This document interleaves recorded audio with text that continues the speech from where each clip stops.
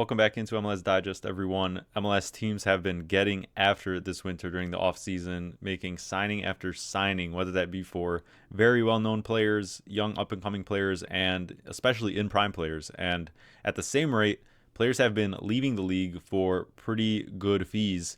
And that's just the reality of any league or any transfer window. You just simply can't retain everyone, and there's only so many spots to go around. And I say that half jokingly when now there's 30 teams in MLS with San Diego joining this year. But regardless, there are still so many spots to go around because of the self-imposed kind of roster rules MLS has. So I think it's been a healthy balance of the types of players coming in terms of all types of ages and skill, and then on the flip side, the players that have left. Now, even though the MLS's primary transfer window doesn't open technically until January 31st, which is only a few days from the time of this recording, MLS teams have been able to make a bunch of signings in the offseason as they prepare for 2025 because of mainly the fact that obviously MLS is on a completely different schedule than all European leagues, most other leagues in the world, since their offseason is in the winter, while right now it's mid-season for European leagues and so on. And most of those other leagues' transfer window ends towards the end of February. So they're able to still get deals through, but then once the actual transfer window opens for MLS clubs, they can officially get these players on their books and get them their transfer certificates and make sure they're ready for official competitions. Players that have already signed have been featuring in preseason matches, which have started for MLS clubs. And so since those aren't really official matches, they've been able to get some training and such done in the meantime. But there will still be more transfer activity for sure, but it's already been a busy winter. For better or worse, MLS has remained in the headlines this winter, being that it is its off season, and it has kind of been a trickle-down effect in terms of what types of transfers have been made and the money that's available for these clubs to spend during the offseason based on what they did in the summer transfer window. And for me, I think it's mostly been for the better, especially the types of players that we've already seen come in during this transfer window, which we'll obviously get to. I think it's been for the better, and MLS is continuing to make its case for growing its status and place in the global transfer market. Before we get into all the transfers and other situations you need to know about in MLS this winter so far, please make sure to like the video down below and subscribe to the channel if you haven't already and have been enjoying the content. You guys showed crazy love on the last video with the San Diego preview, and that has now eclipsed over 1,000 views. You got the channel to over 200 subs, and it just keeps on rolling on. So I always appreciate your support, and let's keep it going as we navigate this off season with just 3 weeks or so until the 2025 MLS season starts. So we start with Atlanta, which has been one of 3 or 4 teams that have really been on top of it this transfer window. And it didn't actually start all that well for them. It took a bit of time to get things rolling because they first had to figure out their front office situation and coaching situation. But they brought in Chris Henderson from Miami as the Chiefs soccer officer and sporting director.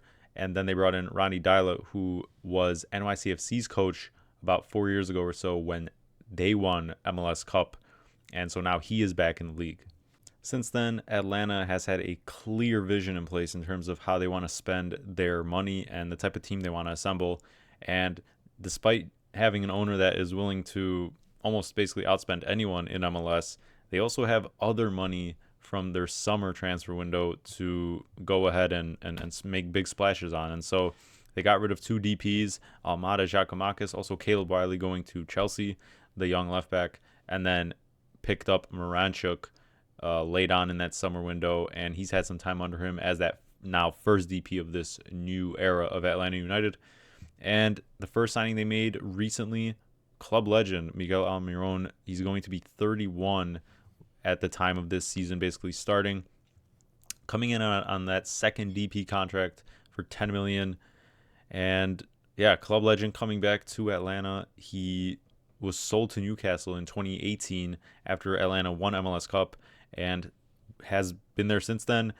Had a couple up and down seasons, realistically really only one really good quality season, and outside of that and since then 2 years ago or so with that one season he is in a sense fallen out of favor and just not getting consistent enough minutes on that right side, right wing. So I think it's a good situation, even though it's not the same coach and same, everyone involved with the club in terms of the power structure there. He's still very familiar with the club and still has good years ahead of him for sure and can still be very productive in MLS. But there has been some drama with Atlanta, and that's been in the search for their third DP, and it's clearly going to be a striker in terms of the options they've been considering. And the main one has been Emmanuel Latelat, the striker from Middlesbrough in the English Championships. It's been about 2 to 3 weeks since the first real talks and the bid were reported, between 18 to 22 million. And Latelat has just been in the form of his career the past 2 to 3 seasons.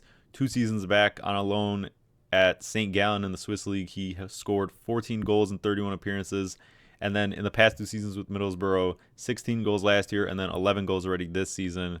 So in some killer form, I think he has all the tools to be a top striker in MLS. The profile is just very versatile. But talks did stall in the past week and a half or so over what seemed like, based on the reporting, some very minor and petty-ish details. And so just a couple days ago, Atlanta also bid for another striker, but this one being Arthur Cabral, who plays at Benfica. He's not the first choice striker there. It's at Pavlidis. And Cabral is a Brazilian. He used to play at Fiorentina as well. This is his second season, I believe, at Benfica. His stats in the past couple of seasons haven't been that great since he hasn't been the bona fide starter there. And they put in an $18 million bid for him. And clearly, Atlanta is looking to spend their money in any way possible and just get some sort of top striker target. But it also seems like maybe this could have been another way to maybe push Middlesbrough to sort out these final details, since the bid for Latelat was a little bit higher. And personally, for me, I just believe Latelat is the more consistent and dangerous type of profile striker that Atlanta could need. And it's actually been reported today at the time of this recording from Tom Bogert, the MLS guru for all reporting, that the Latelat deal is being finalized, and it's going to be around 22 million with maybe even more or add-ons, which is going to break the MLS incoming transfer fee record for a player. So not completely finalized yet or officially announced at the time of this recording, but based on everything, it seems like it's finally going to get there for Atlanta, and they're going to get their third DP with Latelat, Almiron, and Moranchuk, and that is just a solid attacking core. Atlanta could be rising to the top of the East soon once again. We move on to Austin, which has certainly been one of, if not the biggest surprise in terms of the types of spending they've been doing, and it's clear that they're in a win now type of mode. It started in the summer. They got Bukhari from Red Star Belgrade, the right winger, for $7 million as one of their DPs, alongside then DP Sebastian Driussi, who they actually shipped out at the same time for $10 million this winter to River Plate.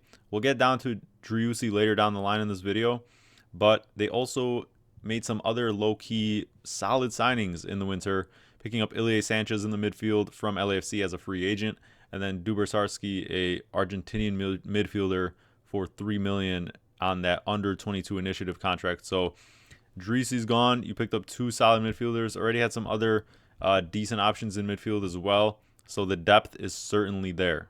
But we have to get into the 2 top signings that Austin made, which made them break their club transfer record now 3 times in the past 2 windows. First it was Bukhari, and now in the winter they've broken it twice.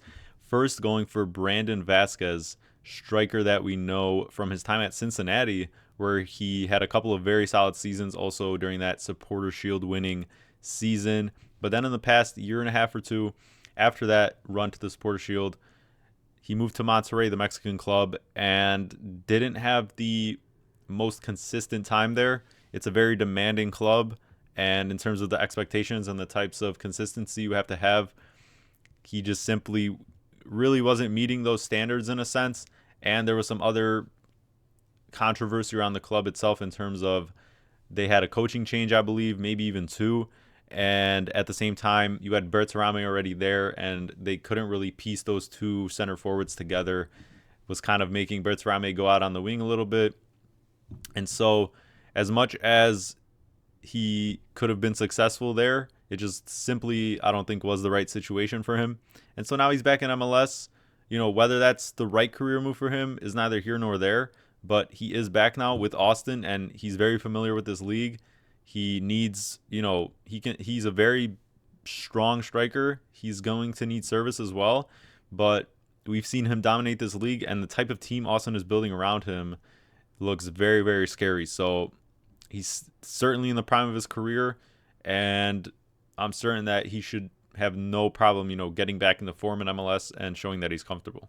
And then after breaking their transfer fee again from going from Bukhari to Vasquez, Austin did it shortly again, going for Mirto Uzuni, an Albanian left forward who played at Granada in the Spanish leagues, and they were promoted and relegated from La Liga in the past couple of seasons. He's been just a consistent force regardless of their positioning in the tables the past 3 seasons. 2 seasons ago in La Liga 2, 23 goals to get them promoted into La Liga for last season, and in that La Liga campaign last season, 11 goals in 34 appearances. So not too much of a fall on him that they got relegated back.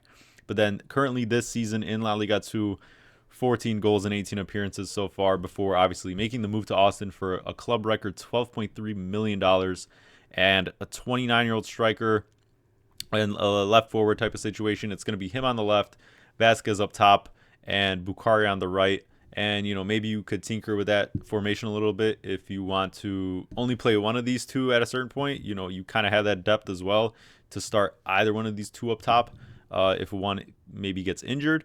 But that seems like the formation for me in terms of that front three. And you have your 3 DP situated. That's your attacking front three. And I mean, man, this is exactly what you want to see out of more MLS clubs. They're bidding for these very proven players. Maybe he only had 1 season in La Liga, but La Liga 2 is basically right there. And he was still bagging double-digit goals in his 1 La Liga campaign. He's still in the prime years of his career. And, more MLS teams need to be making bids like this for players that could be on scouting reports for maybe other top 5 European leagues, or, just those kinds of leagues that are just outside that surrounding it. So amazing business by Austin. They're definitely have to be taking more serious now based on these moves they're making. And they also shored up on the defensive side of things in the summer window that, we don't have listed here. But, I mean, this could be a meteoric rise for Austin based on, how, they didn't make the playoffs last season. And they could just jump right into, maybe a mid-table playoff team at least in the West. There are a bunch of other notable incoming players to MLS this winter, and it's really also been spread out in terms of which teams are making these signings. It's not really all been aggregated between your Miamis, LAs, and NYC. And so it's a good thing to see for the league that they're really going out and doing the business in terms of getting their DPs or under 22s from the types of leagues they are getting them from. And we start with Kevin Denke, who joined FC Cincinnati shortly after their playoff run ended. This was actually still during the playoffs, so it was for $16.2 million, which at the time, and still officially, I guess technically, is the MLS record for an incoming player, the fee that they paid. If the Latte deal goes through, which it should in the coming days or so, you would imagine that will obviously break that. But regardless, Denke is a 24-year-old striker from Cercle Bruges, the Belgian league, and he's absolutely torn it up there the past 3 seasons. 2 years ago, 11 goals. This past season, 27 goals in 38 appearances. And before making his transfer, still in this season, he's bagged 10 in 17 appearances. So super, super young striker, 24 years old, since he's got him locked down. And it's just a fantastic deal. You have your DP striker locked down. The Lucho Acosta situation, that's whole saga. It remains to be seen what's going to happen with him. And they could still be shopping for Evander now, with the internal trade market actually being, a real thing now in MLS. So who knows what's going to happen with the Cam number 10 situation with Cincinnati, but they have their striker locked down after a carousel in terms of the way they lined up and who they put at striker last season, which was a big, focal point of what was lacking for them. But good on Cincinnati to get this business done. They've been also consistent spenders after a couple of years of being kind of minnows in the Eastern Conference. The next player on this list is actually a former Cincinnati player. Kevin Kelsey was loaned to Cincy from Shakhtar last season, scored only 6 goals in 25 appearances. Not all his appearances were starts as well, though, as, like I mentioned, Cincy's striker situation was a whole conundrum and a carousel. And so that was as a 19/20-year-old last season for Cincy. He's 20 now. He gets in on an under 22 deal with the Timbers. He's locked down, I think, to like 2028 or 9. $6 million, and clearly the Timbers see a future with Kelsey. They really only have Felipe Mora as that starting striker who, isn't bad in any regard, but I don't know if he's, still your starting striker of the future and someone who's going to be an elite type of production in MLS going forward. Obviously, the pieces are around Kelsey and Mora to give them consistent service, especially if Evander stays. But that whole saga is still playing out as well. Evander looks like he wants to leave. And then there could be a lot of business between Cincy and the Timbers with Lucho Costa, like I mentioned. If Lucho leaves, now with that internal MLS trade market, Cincy might just replace Lucho with Evander because clearly they have been, looking to spend their money in any place possible. So regardless, good on the Timbers for locking down Kelsey. Still super, super young, has that time to develop despite, obviously a $6 million fee. There's some expectations there, but I think the Timbers attack continues to look dangerous whether or not Evander stays. Next up is another player from the Belgian league, Anders Dreyer. He's joining San Diego as a DP. That's going to be their second DP alongside Chucky Lozano. He's going to be on the right wing. Now, if you tuned into and saw the last video I put out about San Diego, we were talking about them going mainly for Zubkov out of Shakhtar, but those talks stalled for a little bit, and then I think it was literally within the week after I, posted that video that this deal for Dreyer was confirmed, and it's just a perfect move out of San Diego in terms of the type of player they needed, because their striker and left wing were set with Chucky and Ingvartsen, and they really needed some sort of threat on the right wing. So this is still certainly an in-prime player playing for one of, if not the biggest clubs in Belgium with Anderlecht. He, has proven stats, 19 goals last season, and, has kind of been all around before that. But still, I think this could be a fantastic, wing option because San Diego, like we talked about in that video, are going to run a 4-3-3. And so based on where their needs were, this is just a perfect signing. And MLS just, seems to have a good relationship with the Belgian leagues, the Belgian league. I mean, the types of signings they've been making. You see Danke, now Dreyer. We had Hugo Kuipers come to Chicago last season. And, you could say whatever you want about maybe they're shopping from the same league too much, but the Belgian league is certainly not a bad league in any regard. The top clubs there that MLS clubs have been shopping from have been doing well in the European competitions this season as well.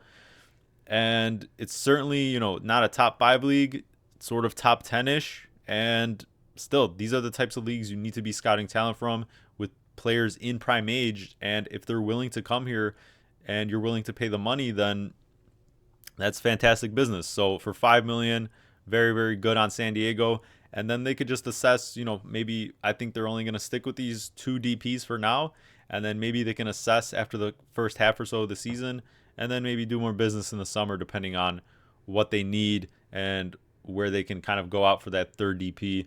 I think it's going to be a Cam number 10 type of player based on the positional needs at the moment, but we'll see whether it comes, still in this primary transfer window in the winter or later on in the summer. Last on the list is Jonathan Bamba coming to the Chicago Fire on a $2 million deal. He's going to be a DP left winger coming from Celta Vigo, a mid-table La Liga side. And if you know me or the show, I'm a Fire fan. So I'm going to be a little biased here. I think this is fantastic business from Berhalter and the Fire. You're only getting this guy for $2 million.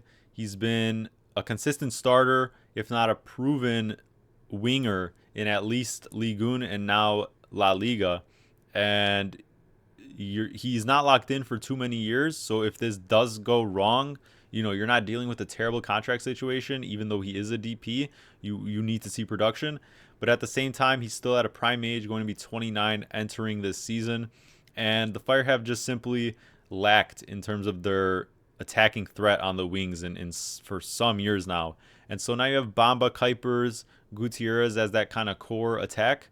And you can definitely build off that. And Greg has been doing a lot of great scouting and bringing in other depth pieces to fill in that back line in midfield and then get offloading more bad players. So I think this is just fantastic business from the Fire. Like I said, low risk, high reward. And from the rest of the league as well, even especially these players you see on the board, you're outbidding clubs and getting ahead of things when it comes to getting these types of players in prime ages from top 5 to top 10-ish leagues. And you're just simply raising the bar and the standard of especially like you see here, the attacking talent that this league is getting. So after talking about some positive signings in the league, it's time to get some more controversial ones, including 2 players coming to Charlotte on loan, Wilfried Zaha and Pep Biel. The first of which we all almost know the name of, Wilfried Zaha, a consistent threat with Crystal Palace in the Premier League. Went to Galatasaray in the Turkish League last year, only had 9 goals in 30 appearances before being loaned this season to Lyon. But that was terminated. And now he's on a 1-year loan with Charlotte with the option to extend that to summer of 2026. So a season and a half if they extend it at least this one season. And the community, in my opinion, has been kind of split down the middle in terms of how they feel about this signing. Yes, it's Wilfried Zaha. He's going to get people in seats. He's going to pique the interest in Charlotte. And they have been looking for more dynamic wing threat. It would be Zaha now, Ajiming as that certified starting number 9 with Świderski gone, and then Abada on the right. So you have your front 3 locked down, but it's really about how Zaha approaches this himself, whether he's treating this as like, the retirement league type of stigma, or if he's really coming here to tear things up, have his mentality be right and, set himself up for another maybe potential good move in a European league, since it is just a 1-year loan. We'll just have to see what his mentality is like, if he can stay fit.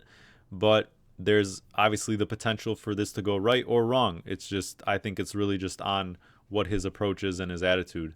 Moving on to Pep Biel, we've already seen him in this league. He was signed as a DP in the summer last season for Charlotte and just simply did not deliver. Only 2 goals, 3 assists in 11 appearances, which isn't terrible, but down the line, it just didn't get them the results they needed, and they were bounced in the first round of the playoffs to Orlando, where he got a red card, a stupid red card at that.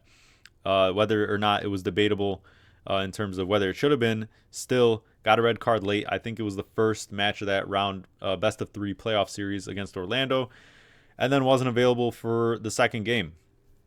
So really, I don't know how the Charlotte fans really feel about this too much. If you're a Charlotte fan, let me know down in the comments. But personally, I just think the production hasn't been there. Yes, he is a familiar face, and maybe he needed a little bit of time to, situate to MLS. They are bringing him back as a non-DP for this loan, but it's only a loan till the summer. So even though he is a familiar face and he's going to be your number 10, he's only going to be your number 10 till halfway through the season. And whether or not he does good doesn't really matter, because you won't have him after, and then you're kind of losing that continuity. So it seems like Charlotte's going to go for an actual DP 10 once this loan expires. That won't be him.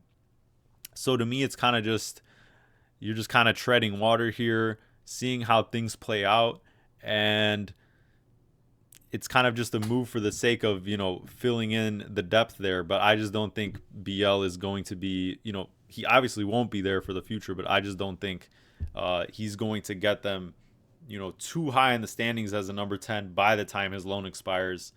But we'll just have to see. I think, me personally, these 2 signings by Charlotte are kind of more just moves for the sake of making the moves, in terms of really, moving a step up in terms of really contending in the Eastern Conference. But especially with Zaha, we'll just have to see what type of level he brings, what type of attitude he brings to the table.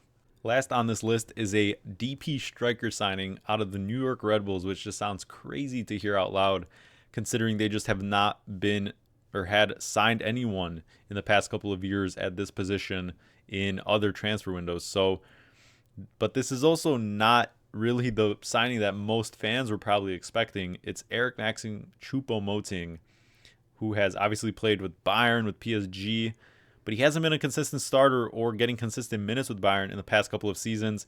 He has had injury problems, and you have to wonder about his match fitness. And he's going to be turning 36 when this season starts. They do have him only on a 2-year deal, but I think this just kind of screams more towards taking a step backwards for the league in terms of a retirement type of league signing. And we've seen with the Red Bulls when Forsberg was out last season what kind of downward trajectory they took, and obviously things lined up and everyone got healthy again for the playoff run, which is why they went on that playoff run. But you're really lacking in depth now with Van Zier going back to the Belgian league, with Manuel leaving, and so you just wonder how many minutes you can get out of Choupo-Moting. Goals may not be the problem, but consistent minutes might be. And you still have a third DP slot open with Van Zier leaving, where you could, consider other options. But I think there's more, obviously, risk than reward with this type of signing, and a huge potential to be a bust. So don't really like this out of the Red Bulls. Yes, he's a decently well-known name, and he's played with 2 top teams, but this just seems like he's on the final years of his career, and if it goes bad, it could go terrible very quickly. On the flip side of things, there were also plenty of players who left MLS on amazing fees that gave the clubs that sold them fantastic money to work with for the future and just help their financials in a way. In some situations, these players were super, super young, and they made a great profit on them after bringing them in from other clubs. In others, the time was just right in terms of the specific situation with the club and how long they were there. And then for others, it's simply prices you really can't refuse. And, we're not going to get into each specific case, I guess. But overall, I think most of these were, well-timed type of outgoing players. And you just simply cannot retain everyone. There's always going to be an influx of players coming in and coming out. And sometimes you just have to take the money that's offered to you. And, the fact that you improved these players and, and made so much money compared to how much you brought them in for, is very positive in and of itself. So you look forward for the future, and you can still, sign amazing players such as the ones we've already covered for these specific clubs. But to get into it, we start with Diego Gomez, which this signing was announced very, very early on into last season, but $15 million from Inter Miami going to Brighton. He actually just featured, I think, at the end of one of their most recent games finally. But this signing was announced early on in 2024, and he wasn't going to leave until the season was over. And it's just fantastic business for Miami. They got him from the Paraguayan league for, I think it was around like $2 to $3 million. You flip him for $15 million after a couple of seasons, and now he's going to the Premier League. So you're developing players into literally top league in the world type of players. And yes, it is a shame he can't stay, but this is the type of business you want to see done by MLS clubs, because it just gives them far more money to work with, and then you could sign potentially more proven talents. And this cycle continues no matter what league it is. That's just how business goes. Next up is Facundo Torres, who was sold for $14 million from Orlando City, the right winger. He spent 3 seasons there and just had consistent production all around every season. 16 goals and more assists to go with that this season, between the regular season and the playoffs, to which they made the Eastern Conference Final. And it's not a crazy flip in terms of the profit they're getting from when they bought him from Penarol, but still almost a handful $1 million difference from what they signed him for. And he's there. He was there for long enough. Maybe he wanted to move away, and that's completely fine. That's just sometimes what happens. And while you do want to be becoming a league eventually that can rival or surpass the overall quality of the South American leagues and such as the Brazilian league and also Liga MX, when a bid like this comes in, and the player also wants to leave, then you have to take it, and it's very good business at the same time. And it's not like you're also selling to a bottom feeder in one of these other competing leagues in the Americas. This is Palmeiras, so that's a Brazilian giant there. And now this money provides Orlando the opportunity to seek someone else in a different position they might need. And whether or not they hit or miss is, completely on them, but at least they're setting themselves up for another, solid player that can come in and maybe a little bit more proven, a little bit more aged, a couple years older than Torres.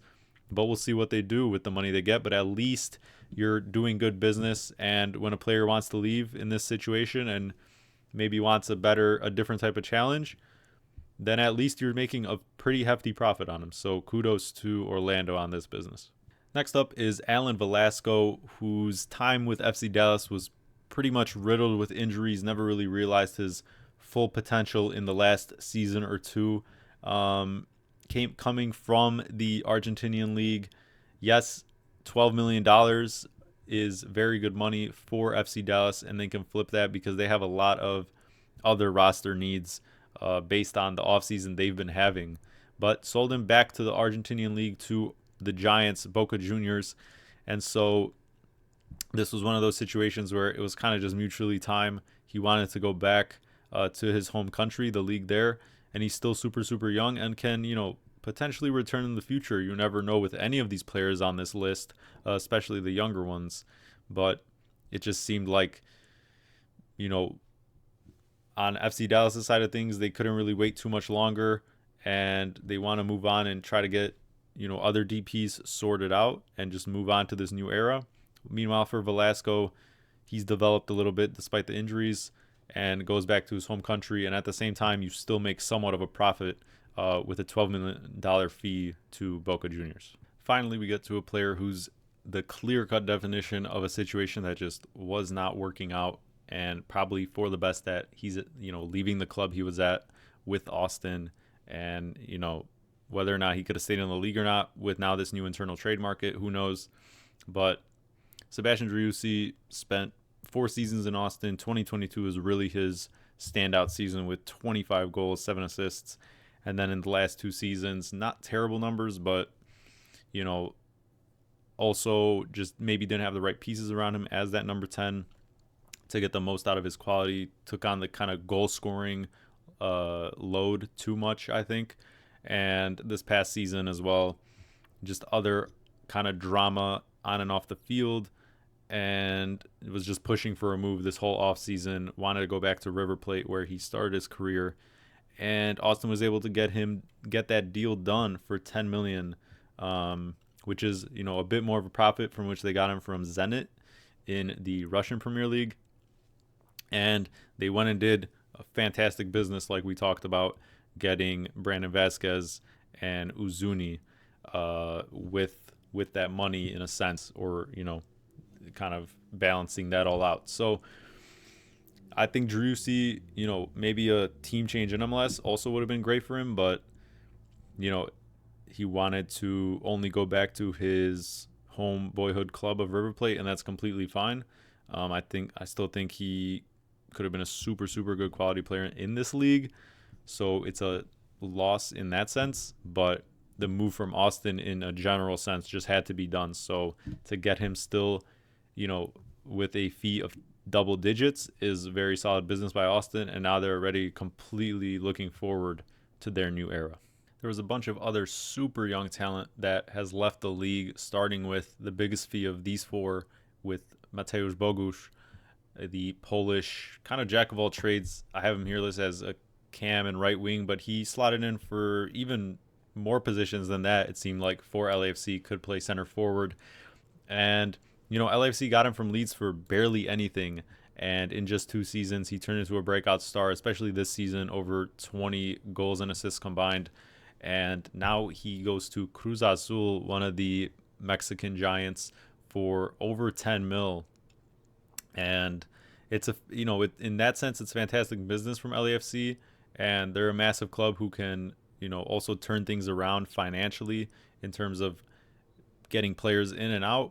But I do kind of hate to see him leave MLS and go to Mexico because he's still, in some very, very young. He just had his first real breakout season. And yes, that is why the fee was what it is, because obviously Cruz Azul sees that talent.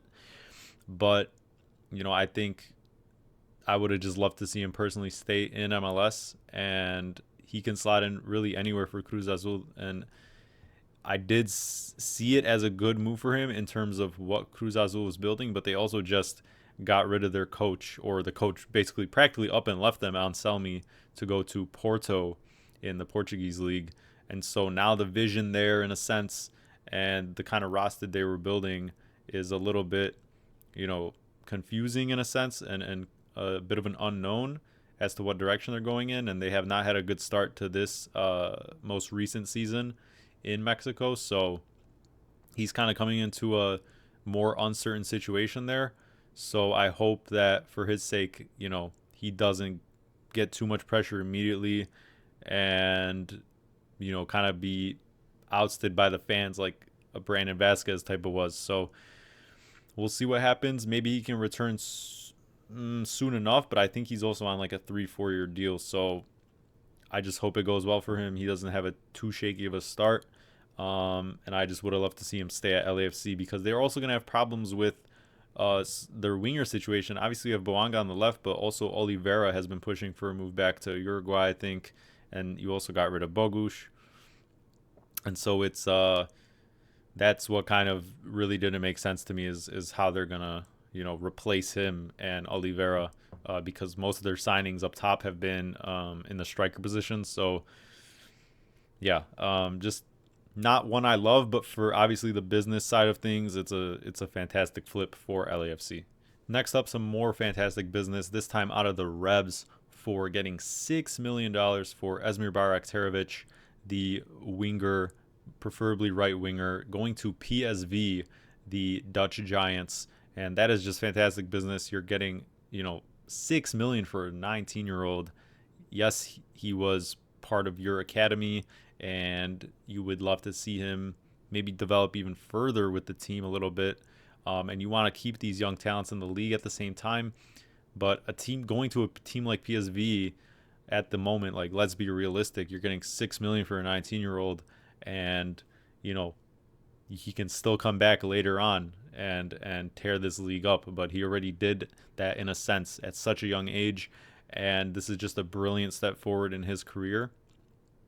And just exactly the type of clubs, if you are going to sell a player, you want to be selling to these types of clubs, and putting your kind of name out there more on the map, and get more familiar with dealing with the transfer processes with these top clubs. So for the Revs, it was just a deal they couldn't refuse, and a great win for the academies of MLS. Another MLS academy product, John Tolkien, is moving out of the league, this time from Red Bulls. He was there for over a handful of years and was a consistent threat down the left side as a left back with the Red Bulls, especially this past season.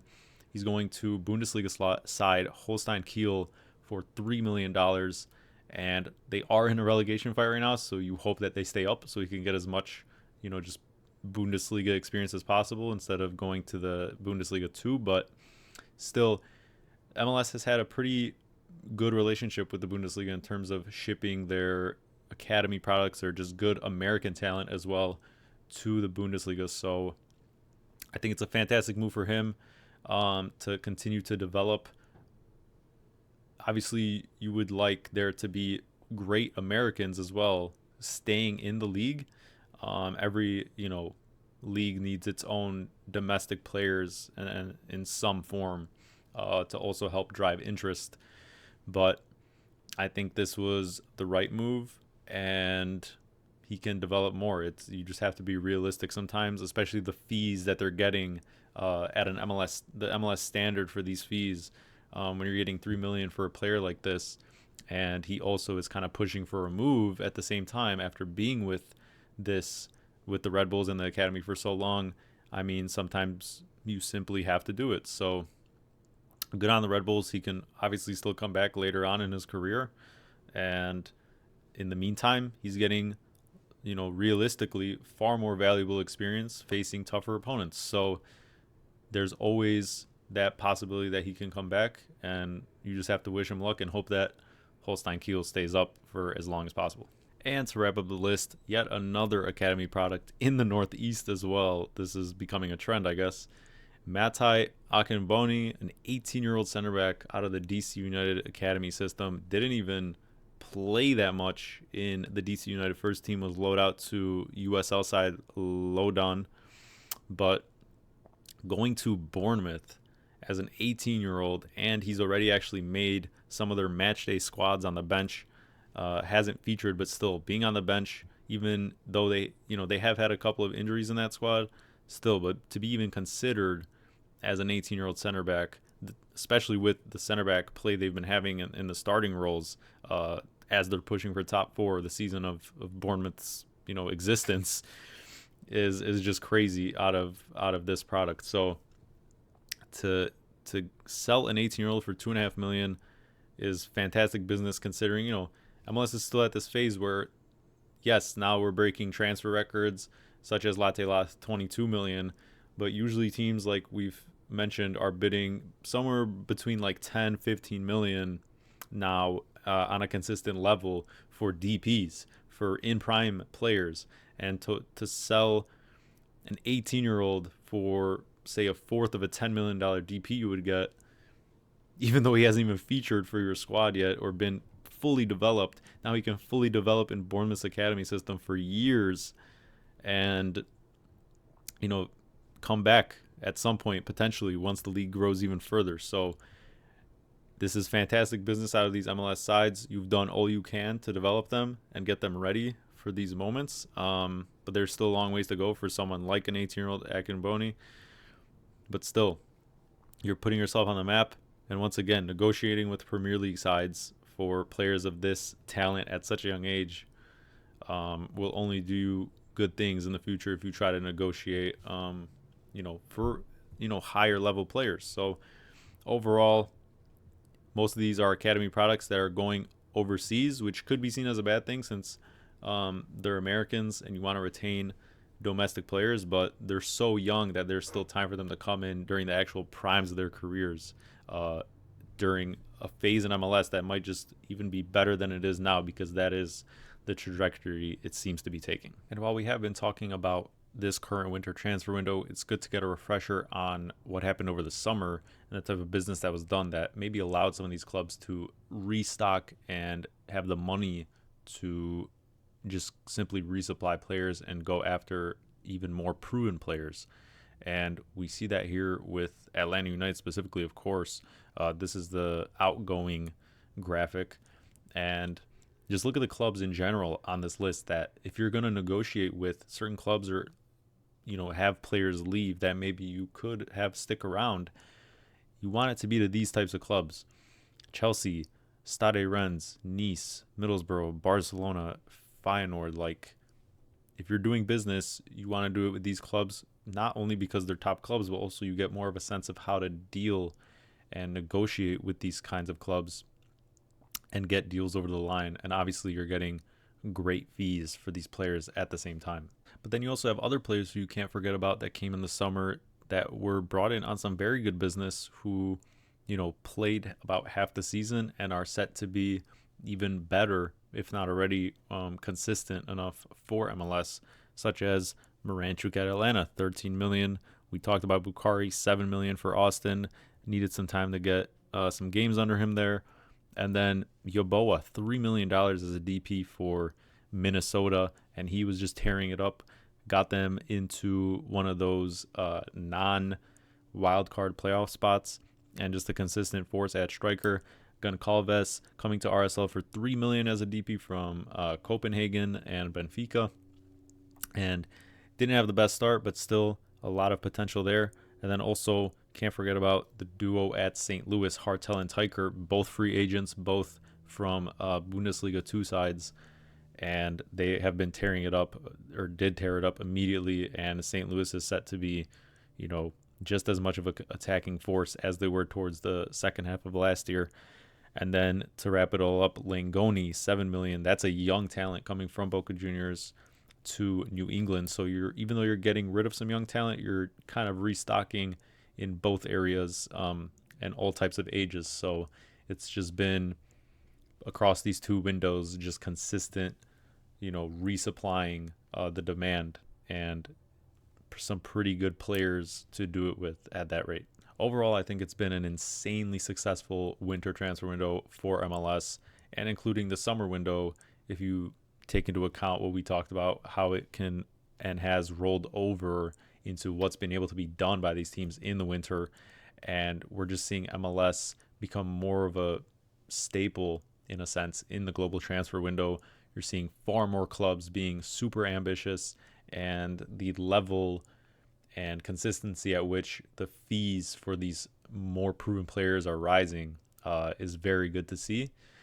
And even the players that have left the league, and young players at the same time that have left the league, I think most of those situations are pretty beneficial still for those specific clubs based on the fees they're getting for them and the points in their career with those clubs they were at.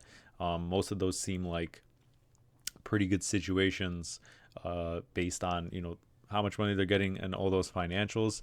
And at the same time, the league is just restocking on more proven talent and just better, consistent players. And the types of clubs that they're negotiating with in general to get these players is something you love to see, because you're outbidding other top European clubs and leagues that may be interested in these types of players, and you're getting out ahead of things and bringing them over and actually getting them interested in the type of league you're building. So overall, from an MLS league standpoint, I think it's a fantastic trend-setting type of window here, and you're only going to see clubs spend more and more as they get better fees for the players that are outgoing and then are able to restock on proven DPs going forward. So let me know who you think has done the best business so far in the transfer window, and which players you're most excited to see come, and who you think might still come, as obviously the primary transfer window will still just be opening, and there will certainly be more players